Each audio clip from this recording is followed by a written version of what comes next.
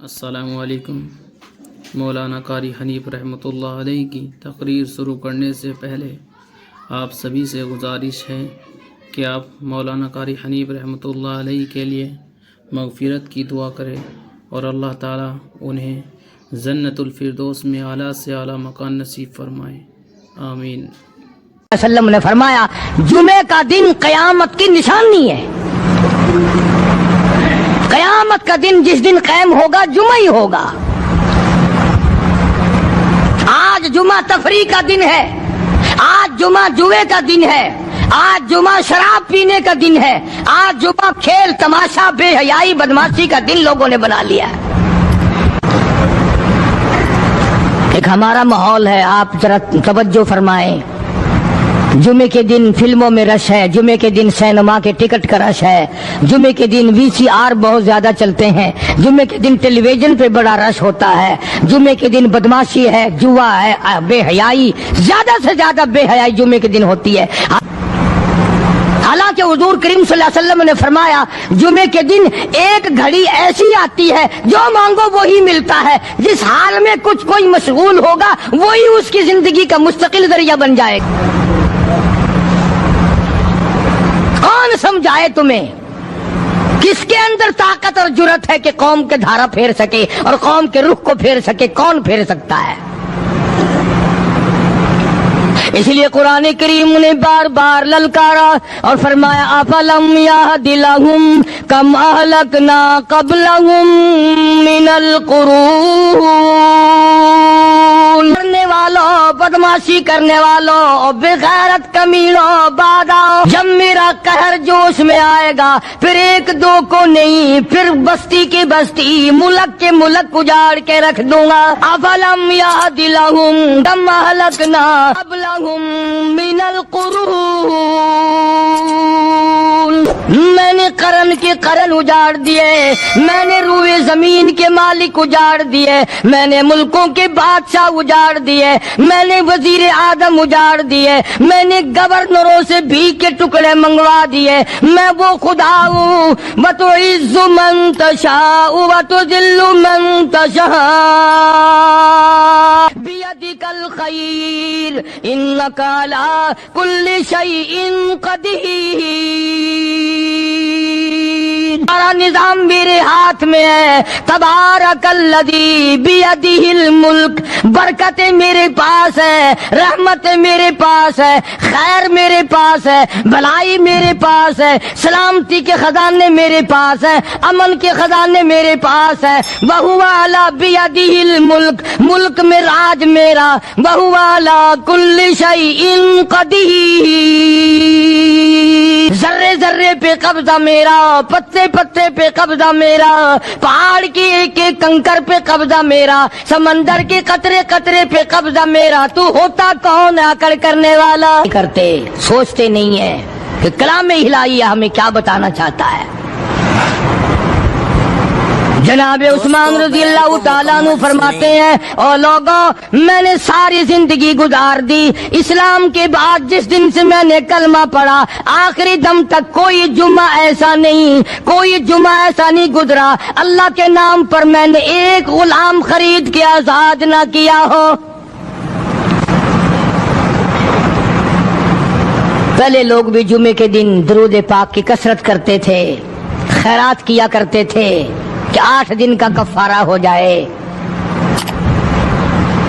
اللہ تبارک و تعالی راضی ہو جائے۔ آج کے دن قیامت آئے گی، نہ جانے میرا کیا حال بنے گا، کن لوگوں میں میرا شمار ہوگا۔ مدنی کریم صلی اللہ تعالی علیہ وسلم کا دربار لگا ہوا ہے، مجلس ہے آقا مدنی صلی اللہ علیہ وسلم کی۔ وہ کتنے مقدروں والے جوان تھے جو اپنے محبوب صلی اللہ علیہ وسلم کی مجلس میں بیٹھتے تھے، وہ کتنے خوش بخت اور خوش نصیبے والے لوگ تھے جو اپنے آقا کے سامنے بیٹھتے تھے۔ حضور کریم صلی اللہ علیہ وسلم نے فرمایا مجھے 3 چیزوں سے بڑی محبت ہے، 3 چیزیں بڑی پیاری لگتی ہیں، 3 چیزیں دنیا میں بڑی مرغوب ہیں مجھے۔ فرمایا ایک نماز میری آنکھوں کی ٹھنڈک ہے، سرکار کی پسندیدہ بات سنو، فرمایا نماز میری آنکھوں کی ٹھنڈک ہے، جو نماز پڑھتا ہے وہ میری آنکھوں کو ٹھنڈا کرتا ہے، جو نماز نہیں پڑھتا کیا مطلب؟ وہ مجھے رنج دیتا ہے۔ اور جامع ترمذی میں ایک حدیث موجود ہے، ارشاد ہے حضور کریم سب کہہ دو صلی اللہ علیہ وسلم کا، فرمایا کہ ہر پیر کے دن، ہر جمعرات کے دن ہر امتی کا نام اعمال میرے سامنے پیش کیا جاتا ہے، ہر امتی کا اعمال نامہ سرکار کے سامنے کر دیا جاتا ہے، تیرے فلاں امتی کا یہ عمل ہے۔ ذرا مسجد میں بیٹھے ہو، قبلے کی طرف منہ کیے بیٹھے ہو، لوگوں سوچو تو صحیح ہمارے اعمال نامے دیکھ کر آقا کو کتنا رنج ہوتا ہوگا، ہمارے کردار دیکھ کر، ہماری روسیائی کو دیکھ کر آقا کو کتنا رنج پہنچتا ہوگا صلی اللہ علیہ وسلم۔ ارے ہم نے حضور کی ذات اقدس کو رنج پہنچایا، پریشانی پہنچائی، تکلیف پہنچائی، پرواہ نہیں کرتے نمازوں کی، نوجوان بھی بوڑھے بھی حج کر کے بھی نماز پڑھتے لوگ، اور اب تو ویسے بھی دانا بینا لوگ ہیں۔ تو آپ نے ارشاد فرمایا کہ میری آنکھوں کی ٹھنڈک نماز میں ہے، تین چیزیں مجھے پیاری ہیں پوری دنیا میں، تین چیزیں پسندیدہ ہیں میری۔ سب سے پہلی فرمایا نماز میری آنکھوں کی ٹھنڈک ہے، قرۃ عینی فی الصلاۃ او کما قال النبی صلی اللہ علیہ وسلم، فرمایا جس آدمی، جس امتی کا یہ دل کرے کہ میں نبی کی آنکھ ٹھنڈی ہو، اسے چاہیے کہ نماز پابندی سے پڑھے۔ دوسرا فرمایا وفادار عورت مجھے بڑی پسند ہے، حضور کریم صلی اللہ علیہ وسلم نے فرمایا وفادار عورت، ہائے ہائے ہماری ماؤں سے زیادہ وفادار کون ہوں گی؟ جناب عائشہ صدیقہ رضی اللہ تعالیٰ عنہ فرماتی ہیں کالی کملی والے کے گھر میں 3 مہینے چولہے میں آگ نہیں جلتی تھی،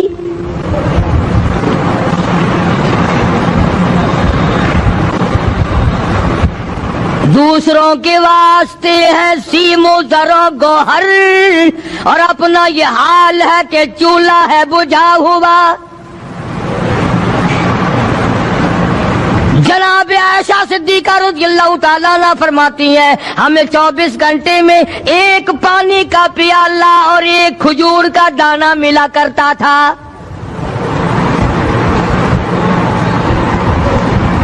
کبھی اپنی ماہوں کی خوراک تو دیکھو، خرچہ تو دیکھو، اور اگلی بات سنو تو حیران ہو جاؤ۔ جناب عائشہ صدیقہ رضی اللہ تعالیٰ عنہ فرماتی ہیں اس پیالے اور کھجور کی قدر بھی تب ہوئی جب وہ بھی نہ ملی۔ پیسوں کو برباد کرنے والوں، بے قدری کرنے والوں، ذرا سوچو تو صحیح کہ کیا گھر ہے محمد عربی سب کہہ دو صلی اللہ علیہ وسلم کا۔ اسی گھر سے خیر و برکت ملی صحابہ کرام کو، لیکن دنیا نہ تھی، بلڈنگ نہ تھی، کوٹھی نہ تھی، بنگلہ نہ تھا، چہل پہل نہ تھی۔ اچھا ایک بات اور آج یاد کر کے لے جاؤ، یہ تو مجبوری ہوئی نا، یہ تو ایک مجبوری ہوئی، پریشانی ہوئی، محتاجی ہوئی کہ پانی کا ایک پیالہ اور ایک کھجور کا دانہ ملتا تھا۔ اور اگلی بات سنو تو حیران ہو جاؤ، مجبوری اور چیز ہے، اختیار سے کرنا اور چیز ہے۔ جناب فاروق اعظم رضی اللہ تعالیٰ عنہ کی حکومت ہے، عائشہ صدیقہ رضی اللہ تعالیٰ عنہ کا سال کا خرچہ 12,000 روپیہ بوری میں بھر کر حضرت عمر نے حضرت عائشہ کے گھر پہنچا دیا، لو تمہارا یہ سال کا خرچہ آ گیا۔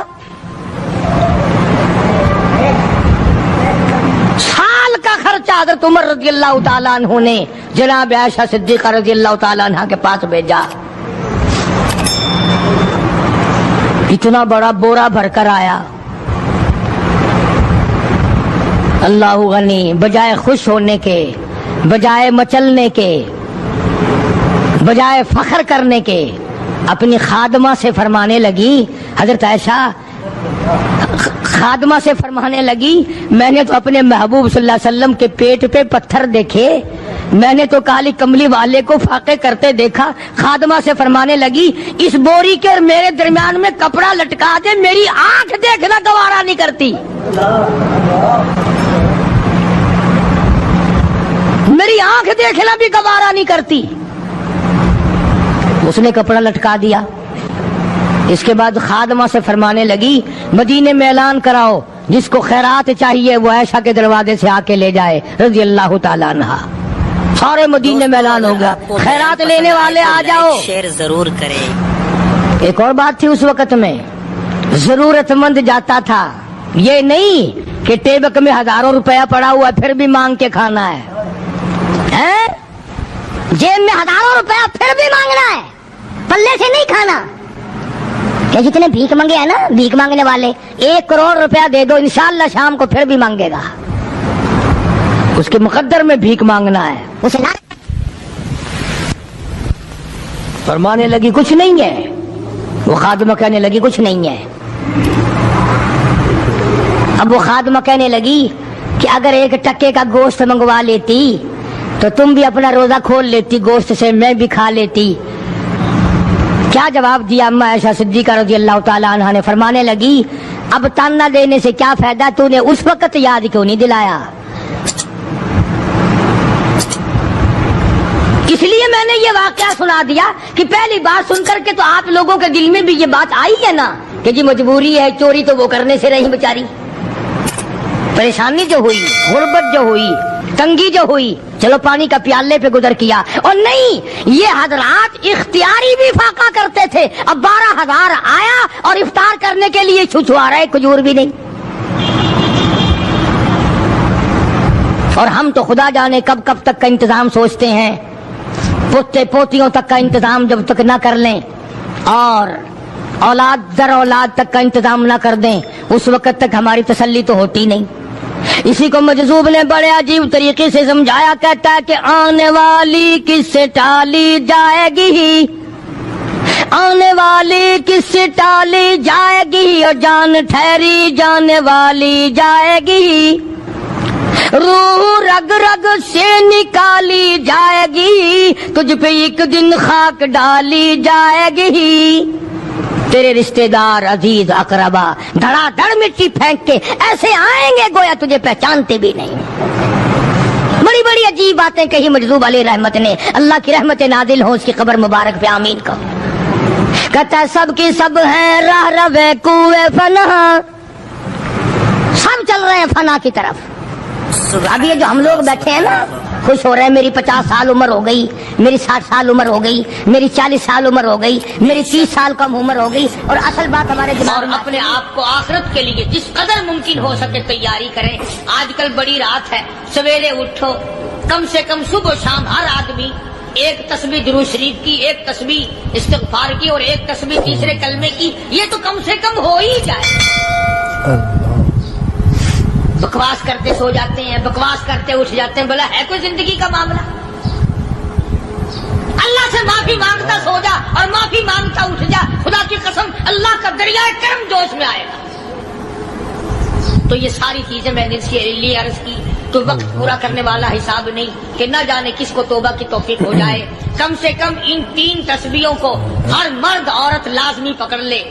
1 تسبیح درود شریف کی, 1 تسبیح سبحان اللہ والحمدللہ ولا الہ الا اللہ واللہ اکبر ولا حول ولا قوت الا باللہ العلی العظیم, اور 1 تسبیح استغفر اللہ الذی لا الہ الا هو الحی القیوم واتوب الیہ یا استغفر اللہ ربی من کل ذنب واتوب الیہ, اور 1 تسبیح درود شریف کی اللہم صلی علی سیدنا مولانا محمد وعلی آل سیدنا مولانا محمد مبارک وسلم وصلی علیہ. جب 1 مرتبہ درود بندہ پڑھے گا 10 بار اللہ کی رحمت آئے گی, 10 گناہ معاف ہوں گے, 10 درجے بلند ہوں گے, 10 خطائیں معاف کر دی جائیں گی. تو کتنا بڑا اجر ہے. خصوصاً بوڑھوں کو چاہیے کہ وہ گپوں میں اپنا وقت خراب نہ کریں. خدا کی قسم قبر میں جانے کے بعد تجھے 1 سانس کی مہلت نہ ملے.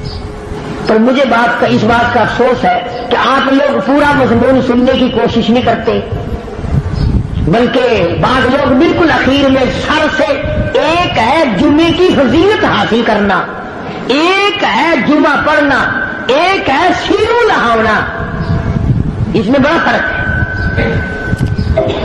ایک ہے سر سے اتارنا, اور ایک ہے اس کی فضیلت کا حاصل کرنا۔ حدیث پاک میں آتا ہے کہ جمعے کے دن فرشتے دروازے پہ کھڑے ہو کر کے حاضری لگاتے ہیں۔ ہاں، اللہ صاحب مل کی ٹیکسٹائل مل کی حاضری کا تو پتا ہے، مسجد کی حاضری کا کوئی پتا نہیں۔ اگر دیر ہو جائے تو وہ گیٹ کیپر واپسی کر سکتا ہے، اگر دیر میں آیا تو یہ فرشتہ نہیں کہتا، لانتی ہوا پیچھے سے۔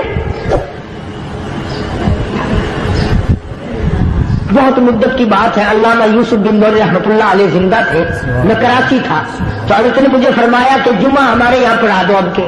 میری والی وہ جمعہ پڑھاتا تھا ان دنوں میں، تو میں جب گیا تو ہم ایک چھوٹے سے دروازے سے داخل ہونے لگے۔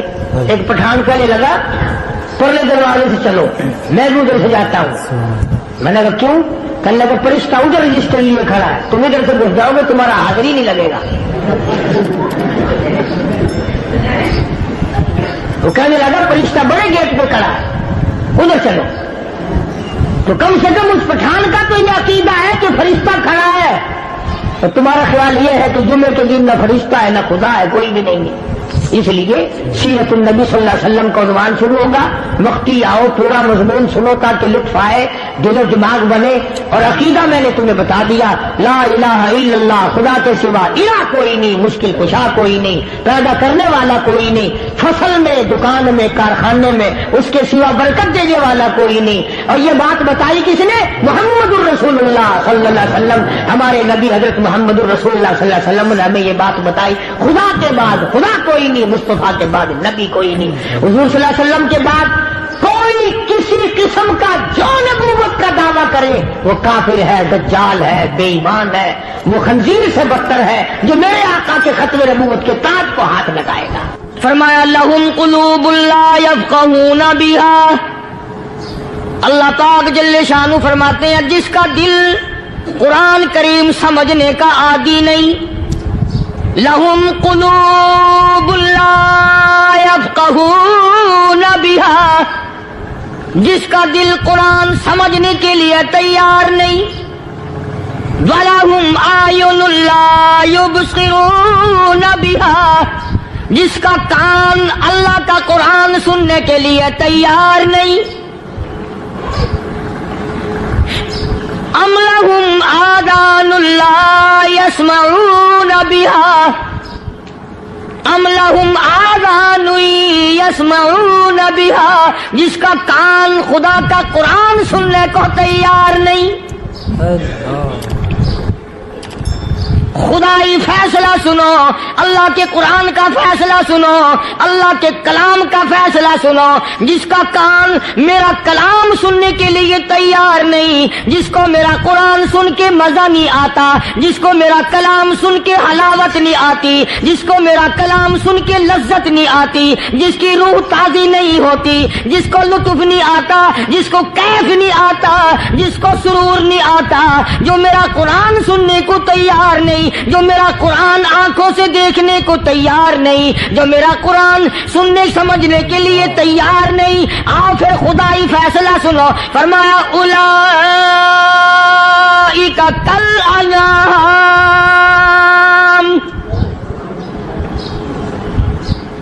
میرا فیصلہ نہیں، کسی پارٹی کا فیصلہ نہیں، کسی فرقے کا نہیں، کسی طبقے کا نہیں، کسی جماعت کا نہیں۔ فرمایا اولئک الانعام، پیدا کرنے والا مالک و خالق کہتا ہے مجھے اپنی کبریائی کی قسم یہ سارے جانور ہیں،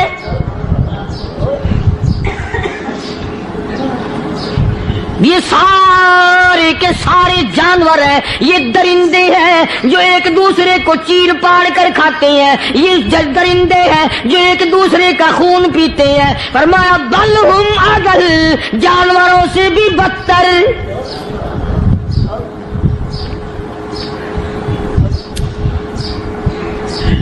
جس کے دل میں قرآن سن کر ترس نہیں، جس دل میں رحم نہیں، اپنے سے کمزور دیکھ کر جس کے دل میں شفقت نہیں، مہربانی کا مادہ نہیں، فرمایا وہ کوئی بندہ ہے، وہ تو جانور ہے۔ اور خدا قسم میں آ گیا، فرمایا بل ہم اضل، اس سے بھی بدتر۔ اللہ والے جو ہیں وہ ان خصلتوں کو دور کراتے ہیں اور وہ آدمی کے مزاج اور دل میں سے ایسی چیزیں نکالتے ہیں جو اس کی بربادی کا ذریعہ بنتا ہے. دل کی بیماریوں کا کسی کو فکر نہیں. بخار ہو جائے آپ چڑھ جائے آپ کو پتہ چل جاتا ہے, نزلہ ہو جائے آپ کو پتہ چل جاتا ہے, کھانسی ہو جائے پتہ چل جاتا ہے. دل کی بیماریوں کا کیا پتہ چلے؟ صحابہ کرام رضوان اللہ تعالی علیہم اجمعین کی جماعت کے اللہ پاک کے محبوب حضرت محمد الرسول اللہ صلی اللہ تعالی علیہ وسلم نے دلوں کی صفائی کی. پہلے لوگ جھونپڑیوں میں کچے کوٹھوں میں رہتے تھے, نہ اتنی صفائی تھی نہ اتنی ترقی تھی. آج برتنوں کی صفائی دیکھو, کپڑوں کی صفائی دیکھو, مکان کی صفائی دیکھو, رات دن بس اسی دھندے میں لگے ہوئے. سارا دن برتن دھونے سے فرصت نہیں, سارا دن کپڑوں کے بناؤ اور سنوار میں فرصت نہیں. تو اللہ والے ایسے موقع پر بڑی عجیب بات کہتے ہیں. وہی مجذوب ہے, مجذوب علی رحمت کہتے ہیں بظاہر تو ہر شے میں بے حد صفائی, بظاہر تو ہر شے میں بے حد صفائی, مگر دل میں ہے گندگی انتہائی. بظاہر تو ہر شے میں چہرے کی صفائی, بدن کی صفائی, نہ جانے کتنی قسم کا صابن ہے, نہ جانے کتنی قسم کے پاؤڈر ہیں, نہ جانے کتنی قسم کے شیمپو ہیں, نہ جانے کتنی قسم کے کپڑے ہیں, کیا چال ڈھال ہے, کیا نئے نئے ڈیزائن ہے. مجذوب کہتا سب کچھ دیکھ لیا, بظاہر تو ہر شے میں بے حد صفائی, مگر دل میں ہے گندگی انتہائی. جس یار کی بیٹھک میں بیٹھ کے کھانا کھایا, جس رشتہ دار کی بیٹھک میں بیٹھ کے کھانا کھایا, اسی کی بہن کو دیکھ کر آبرو پہ ڈاکہ ڈالنے کا پروگرام ہے. جس دوست کے گھر میں بیٹھ کے کھانا کھایا, اسی دوست کی بیوی کی عزت لوٹنے کا پروگرام ہے. پرانے زمانے میں اب بھی دلی جیسے شہر میں اگر دعوت کی جاتی ہے تو وہاں ایک تشتری میں نمک آتا ہے سب سے پہلے. عرب میں بھی دستور تھا پرانے زمانے میں, اگر کوئی دعوت کرتا, کوئی تقریب کرتا, سب سے پہلے نمک آتا تھا. ایک ایک انگلی ہر شخص نمک چاٹتا تھا. کیا مطلب؟ جس نے نمک چاٹ لیا اب وہ نمک حرامی نہیں بنے گا. اس گھر میں چوری کرنا, اس گھر کی آبرو کا غلط تصور لانا, اس گھر کے مال میں خیانت کرنا وہ حرام سمجھتا تھا جس گھر کا میں نے نمک چکھ لیا. اور مسلمانوں کی بات نہیں, ہندوؤں کی بھی یہ باتیں تھی. مولانا محمد علی صاحب جلندری سب قید رحمت اللہ علیہ فرمایا کرتے تھے کہ ایک سکھ تھا بہت بڑا ڈاکو, مسلمان اور ہندو مل کر اس کو ساتھ ملا کر کے لے گئے کہ یہاں اس گاؤں میں اس پنڈ میں ڈاکہ ڈالے. سفر کر کے گئے, تکلیف اٹھا کے گئے. اس سکھ ڈاکو نے پوچھ لیا کہ یہ کون سا گاؤں ہے کہ یہ فلانا ہے. اچھا سارے کے سارے یہ تلاش کرو, یہ سوچ بچار کرو, اپنے پنڈ کی, اپنے علاقے کی, کسی مسلمان کی, کسی ہندو کی, کسی سکھ کی, کسی چوڑے چمار کی اس گاؤں میں لڑکی تو نہیں. ہمارے یہاں سے کوئی لڑکی تو شادی ہو کے یہاں نہیں آئی ہوئی. ان ساروں میں سے کہنے لگا کہ ہمارے بھنگی کی لڑکی جمادار کی یہاں آئی ہوئی ہے. کہنے لگا واپس چلو, بیٹی بیٹی ہے چاہے بھنگی کی ہو یا نواب کی ہو. ارے کل بیٹی کا ڈولا دیا تھا, آج ڈاکہ ڈالیں گے, شرم نہیں آئے گی؟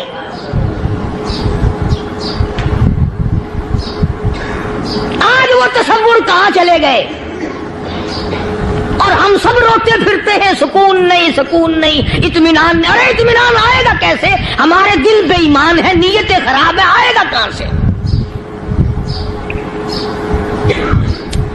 صحابہ کرام رضوان اللہ تعالی علیہم اجمعین کی جماعت نے اس قدر اس بات پہ محنت کی اور کوشش کی کہ غلط لقمہ بھی پیٹ کے اندر نہ چلا جائے. چنانچہ میں علی الاعلان کہتا ہوں 1,29,000 صحابہ کرام, کالی کملی والے کے دیوانے اور پروانے, حضور کے یار جانثار, حضور کے ساتھ فاقہ کھانے والے, فاقوں مرنے والے, پتھر کھانے والے اپنے بچوں کے ٹکڑے ہوتے ہوئے دیکھ کر لا الہ الا اللہ محمد الرسول اللہ کی صدا بلند کرنے والے صحابہ کرام کا یہ حال تھا. پیدل سفر کر کے جاتے تھے یہودی عیسائی. شام نکل گئے, فلسطین نکل گئے, ہندوستان آ گئے, 2 سال لگ جاتے تھے. اپنی جوان بیٹیوں کو مسلمانوں کے گھروں میں چھوڑ کے آ جاتے تھے. کبھی نگاہ نبوت نے جن کو رنگ دیا تھا, کبھی کسی صحابی پہ ذرہ برابر الزام نہیں لگا. ان یہودیوں کا, ان عیسائیوں کا یہ عقیدہ تھا کہ محمد صلی اللہ علیہ وسلم کے جو غلام ہیں ان کی نگاہ بھی پاک ہے, ان کے دل بھی پاک ہیں, ان کے ارادے بھی پاک ہیں, ان کے ہاتھ بھی پاک ہیں.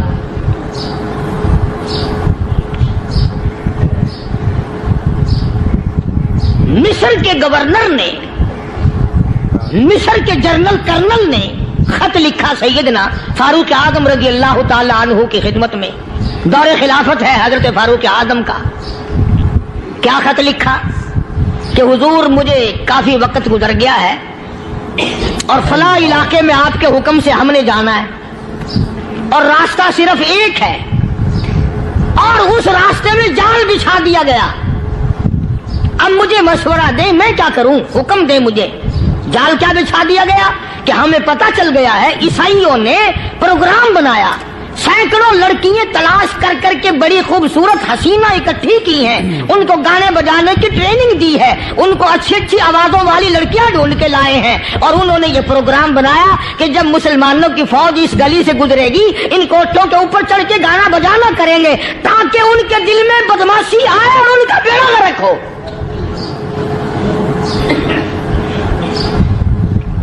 کبھی کافر کا یہ عقیدہ تھا کہ مسلمان کا دل بگڑا تو یہ گیا, اس کی نیت میں خرابی آئی اور یہ تباہ ہوا.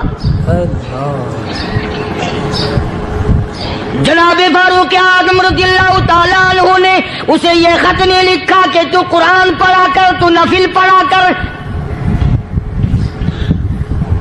امیر المومنین خلیفۃ المسلمین سیدنا فاروق اعظم رضی اللہ تعالیٰ عنہ نے